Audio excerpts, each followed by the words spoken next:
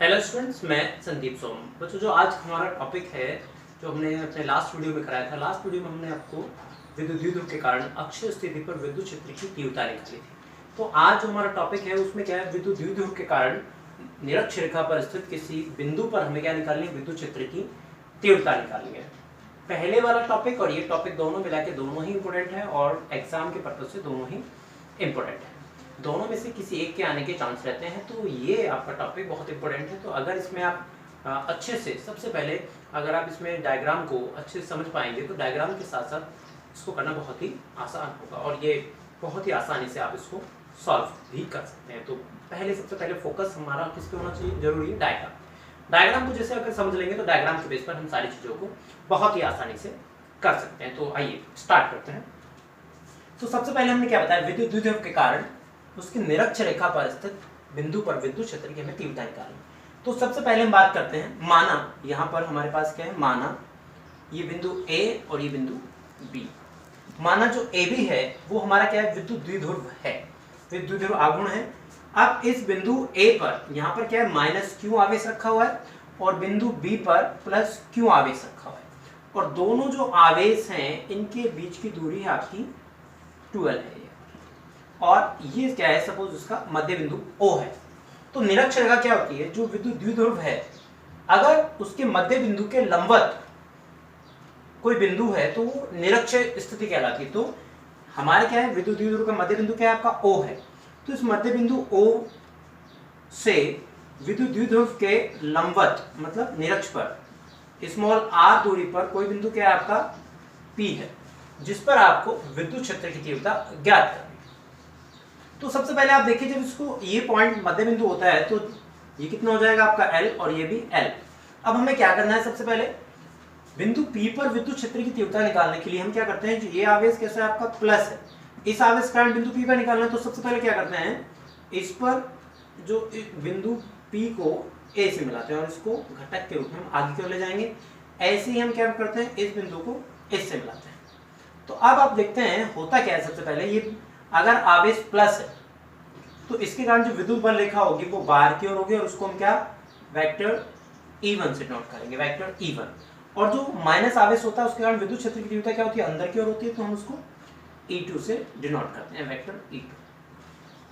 अब सबसे पहले ये आपका L है, ये आपका R है। तो सबसे पहले आप त्रिभुज लेके चले इसमें, ये आपका यहाँ पर ए त्रिभुज AOP तथा समकोण त्रिभुज BOP से।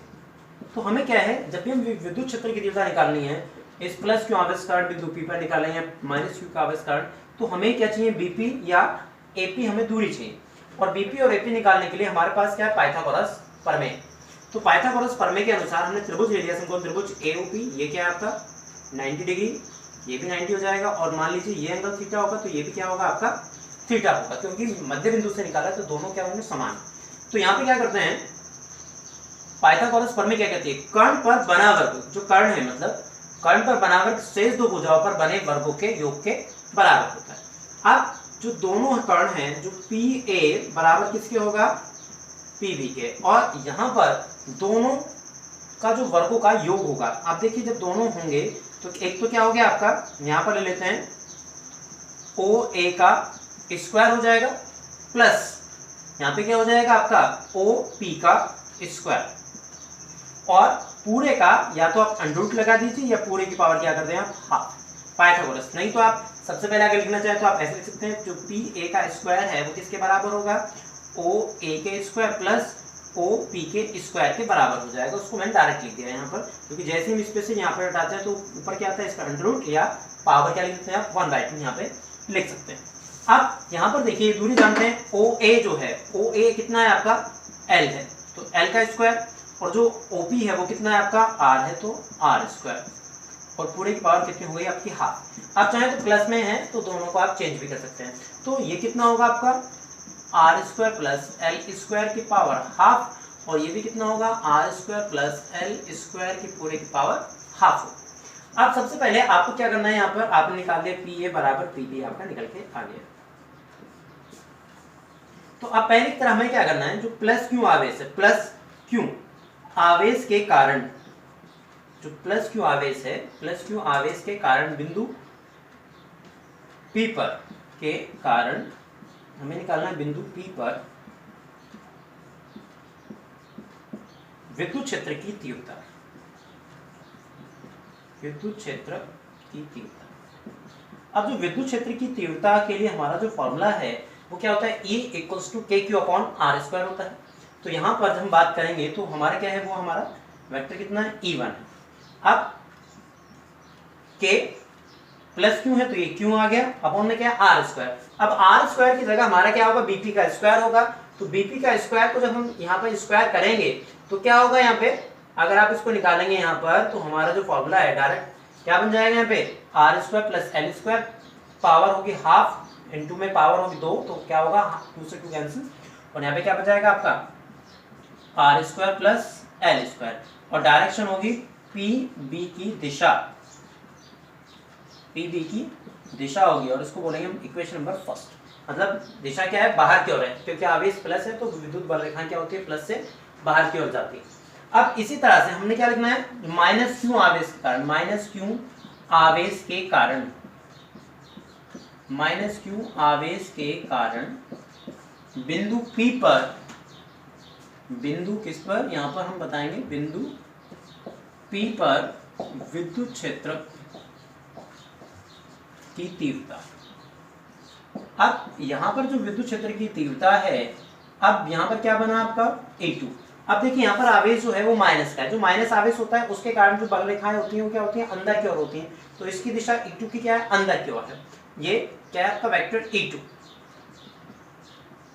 अब यहाँ पर जो हमारे विद्युत क्षेत्र की तीव्रता आएगी वापस के Q/, में कितना, ये भी सेम टू सेम है, कितना R² + L²। तो यहाँ पर R² + L² की पावर, सॉरी पावर कट जाएगी क्योंकि यहाँ पर पावर कितनी आपकी हाफ है, और यहाँ पर जो दिशा होगी वो क्या होगी आपकी PA की दिशा, ये क्या PA की दिशा होगी। अब यहाँ पर हम देखें जो E1 और E2 है, समीकरण 1 और 2 से देखें तो दोनों को अगर हम लेके चलें समीकरण 1 व 2 से, समीकरण 1 व 2 से, दोनों जो इक्वेशन है E1 जो है वो किसके बराबर है, E2 के बराबर है। परिमाण में दोनों समान हैं परंतु दिशा क्या है आपकी, विपरीत है एक दूसरे के, क्योंकि एक की दिशा नीचे की ओर है और एक की दिशा ऊपर की ओर। तो अब हम करते क्या हैं, चित्रानुसार हम क्या लेके चलते हैं, इनके हमें क्या लेके चलना है, जो बिंदु P पर हम जो दिशा देख रहे हैं उसको हम दो घटकों में यहाँ पर वियोजित किया कर सकते हैं। एक होगा आपका क्षैतिज घटक और एक होगा आपका लंब घटक। अब अगर हम क्षैतिज घटक की बात करते हैं तो जो E1 है इसको हम क्या लिखेंगे यहाँ पे E1 cos θ, क्योंकि अगर वेक्टर हटाते हैं तो यहाँ पे E1 cos θ, और ये क्या हो जाएगा आपका जो E2 है E2 cos θ। जो E1 और E2 cos θ है क्या है, इसके क्षैतिज घटक होंगे। अब जबकि जो लंबवत घटक है, अगर मैं लंबवत घटक की यहाँ पे बात करता हूँ तो क्या होगा आपका E1 sin θ, और ये क्या हो जाएंगे आपके E2 sin θ। अब जो E1 और E2 sin θ है, जो लंबवत घटक आपके E1 sin θ और E2, क्योंकि अनुदिश घटक और लंबवत घटक की जब भी हम बात करेंगे तो जो भी हम कोण लेके चल रहे हैं इस पे देखिए, इसके अनुदिश जो कोण बन रहा है वो कितना कोण बन रहा है यहाँ पे थीटा, तो ये भी क्या बनेगा यहाँ पे ये वाला थीटा कोण बनेगा, और ये वाला भी कितना बनेगा आपका थीटा बनेगा। तो इन थीटा के, क्योंकि ये वाला जो कोण होगा उतना ही ये वाला कोण बनेगा आपका। अब जब किसी रेखा के अनुदिश जब घटक लेके चलते हैं वो क्या होता है आपका क्षैतिज घटक, और उसके लंबवत, ये जो आपकी रेखा है इसके लंबवत घटक क्या है आपका sin θ। तो यहाँ पर जो E1 sin θ और E2 sin θ है, जो लंबवत घटक है, परिमाण में समान परंतु विपरीत दिशा में होने के कारण एक दूसरे को निरस्त कर देते हैं, जबकि क्षैतिज घटक एक ही दिशा में या एक ही तल में होने के कारण क्या हो जाएंगे, यहाँ पे जुड़ जाएंगे। तो यहाँ पे जब एक की बात करेंगे तो क्या होगा E1 cos θ प्लस कितना यहाँ पे E2 cos θ, तो दोनों जुड़ जाएंगे परिमाण में, क्योंकि दोनों समान है तो दोनों जुड़ जाएंगे यहाँ पे। अब यहाँ पर हम क्या लेके चल सकते हैं, अर्थात जो E है तो E इक्वल टू कितना बन जाएगा यहाँ पे E1 cos θ प्लस कितना आपका E2 cos θ। अब चूंकि आपको देख रहे हैं जो समीकरण 1 और 2 से यहाँ पे देखें E1 बराबर किसके आपका E2 के, जब E1 बराबर E2 है तो ये भी क्या हो जाएगा आपका यहाँ पर E1 cos θ, और ये भी कितना आपका E1 cos θ। तो E1 को अगर जोड़ेंगे तो कितना आपका 2E1 cos θ। अब देखिए आप यहाँ पर वेक्टर E की आप बात कर रहे हैं, तो ये बन गई हमारी इक्वेशन नंबर कौन सी, थर्ड या फोर्थ भी आप बना सकते हैं इसको, अगर थर्ड कहते हैं यहाँ पर तो ये थर्ड। अब ये क्या हो जाएगी आपकी इक्वेशन नंबर 4 हो जाएगी। तो आपको क्या देखना है कि E1 का मान तो आपको यहाँ से, या E2 का मान आपको रखना चाहे तो E2 का मान तो आप निकाल सकते हैं, लेकिन आपके पास क्या है, cos थीटा का इसमें मान नहीं है। तो इसका मतलब आपको cos थीटा का मान निकालने के लिए आपको वापस से क्या जाना पड़ेगा, त्रिभुज लेना पड़ेगा आपको AOP, या त्रिभुज यहाँ पे समकोण त्रिभुज AOP से। अब यहाँ पर देखिए आप ये एंगल लेके चलते हैं तो क्या cos थीटा जब लेके चलना है आपको, cos थीटा की वैल्यू आपको निकालनी है, तो cos थीटा क्या होता है आपका आधार बटे कर्ण। अगर आप एंगल ये लेके चलते हैं, आप 90 के सामने वाला कर्ण है, इसका मतलब ये क्या हुआ आधार, और ये क्या हुआ लंब हुआ, और हमें क्या चलना है आधार बटे कर्ण। तो आधार कितना आपका L है और कर्ण कितना है आपका यहाँ पे, तो L अपॉन कितना R square plus L square पूरे की पावर कितनी हो गई हाफ। अब E1 का मान जानते हैं, cos थीटा का मान जानते हैं, तो वापस किस में रखना पड़ेगा आपको, समीकरण नंबर 4 में। समीकरण नंबर 4 में आपको रखना पड़ेगा। तो ये मैं इस डायग्राम के नीचे वापस से इरेज कर रहा हूं इस चीज को। तो आप देखें बहुत ही आसानी से आप इसको निकालते चले जाएंगे। तो अब जैसे ही आप क्या करेंगे यहाँ पर E इक्वल टू जो वेक्टर E है, E1 का मान अभी आपने निकाला, E बराबर कितना होता है के Q upon R square plus L square. अब साथ में क्या है यहाँ पे cos थीटा।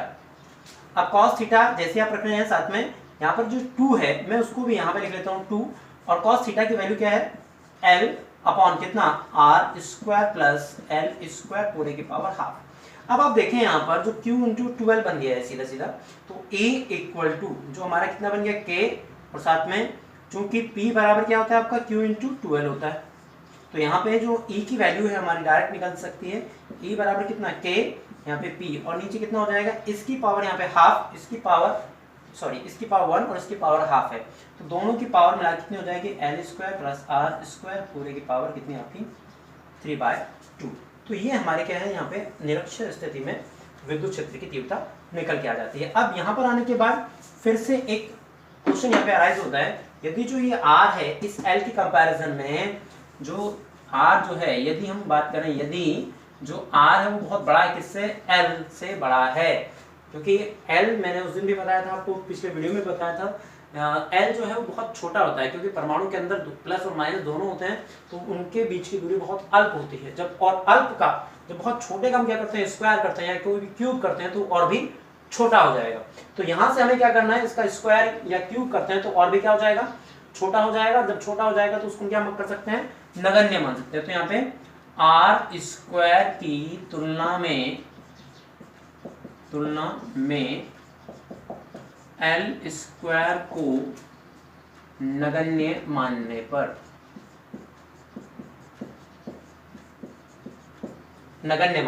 अब जैसे ही नगण्य मानते हैं तो इसका मतलब यहाँ पर ये R जो स्क्वायर है इसको हम नगण्य मानेंगे, तो हमारा जो E है जिसको हम साथ में क्या लिख सकते हैं यहाँ पे निरक्षर, E बराबर कितना आ जाएगा यहाँ पे P अपॉन, अब देखिए R स्क्वायर पूरे की पावर कितनी हो गई 3/2 से 2 आपका कैंसिल, तो यहाँ पर E क्या आपका निरक्षर स्थिति आ जाएगी, और E बराबर कितना K P अपॉन R की पावर 3।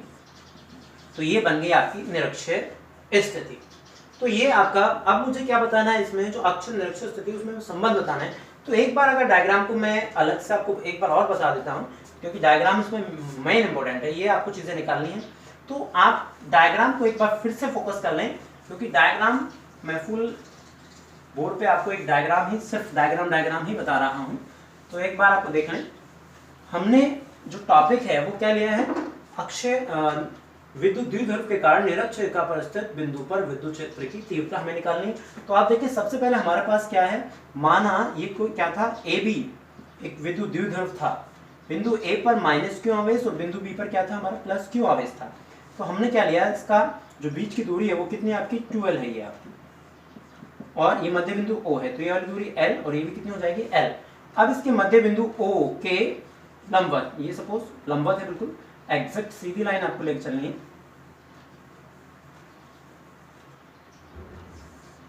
अब ये R दूरी पर कोई पॉइंट क्या है आपका P है, जिस पर आपको विद्युत क्षेत्र की तीव्रता इसमें निकालनी है। तो विद्युत क्षेत्र की तीव्रता निकालने के क्या करते हैं, इसको हम इससे मिलाते हैं और इसको हम इससे मिलाते हैं।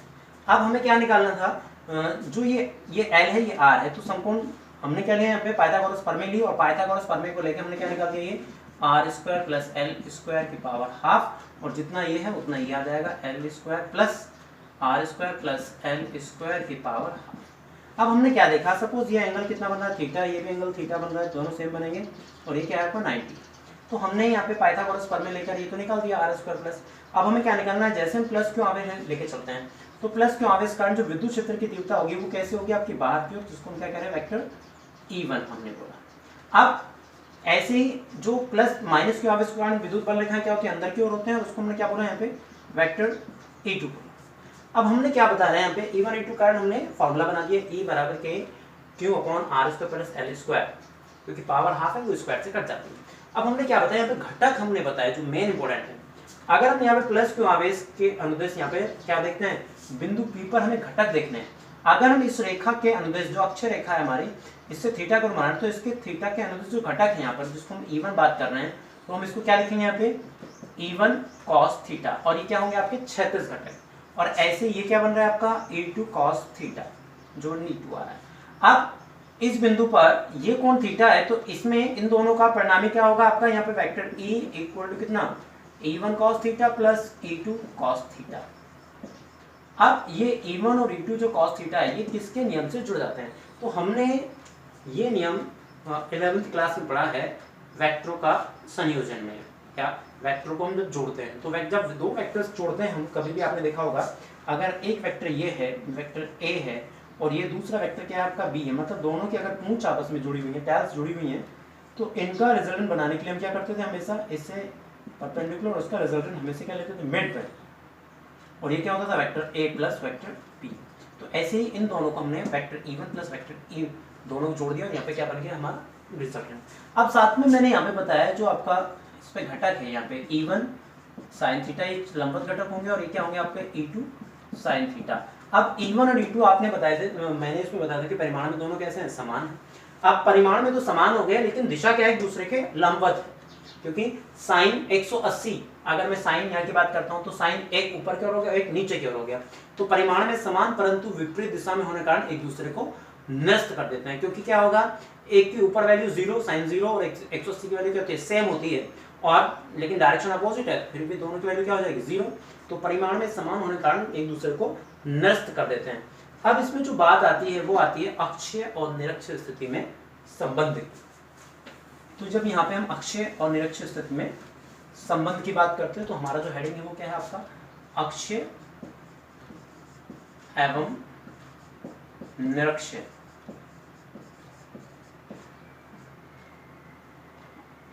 स्थिति में संबंध।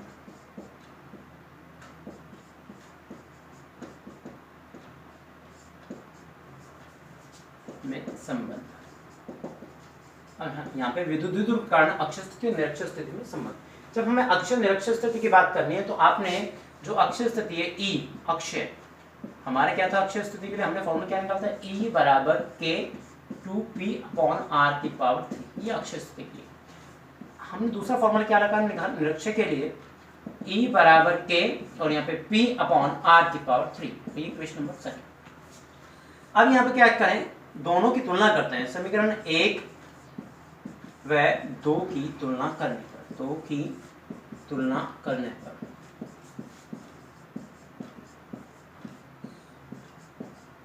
अब जैसे समीकरण 1 और 2 की हम तुलना करते हैं तो होता क्या है आप देखें यहाँ पर E दोनों सेम होते हैं, यहाँ पर देखिए K सेम है यहाँ पर भी K सेम है, यहाँ पे क्या है जहाँ पर P अपॉन R क्यूब है अगर यहाँ पर आप देखें इसको 2 को छोड़ दें तो ये जो स्थिति है किसकी बन रही है निरक्षीय की। इसका मतलब जो अक्षीय स्थिति है अक्षीय यदि मैं यहाँ पर 2 पहले से मौजूद है और यहाँ पे क्या लिख सकता हूँ इसकी जगह निरक्षीय, इसका मतलब अक्षीय स्थिति निरक्षीय स्थिति के 2 गुने के बराबर होती है।